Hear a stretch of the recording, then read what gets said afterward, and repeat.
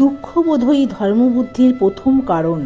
সাধারণত মানব যতদিন লৌকিক জীবনে সুখী ও সম্পন্ন থাকে, যতদিন তার জীবনে দ্বন্দ্ব সংঘাতজনিত দুঃসহ দুঃখ বেদনার অনুভূতি প্রবল না হয়, যতদিন তার অদৃষ্টে বিপদাপদ দুর্নিবার ঝঞ্ঝা ঝটিকা পরিদৃষ্ট না হয়, যতদিন তার মধ্যে ধর্ম বা উচ্চতর জ্ঞানলাভের আশা আকাঙ্ক্ষা জাগ্রত হয় না, ততদিন সে থাকে জৈব জীবনের সুখ সম্পদ আহরণে ব্যস্ত ও ব্যগ্র।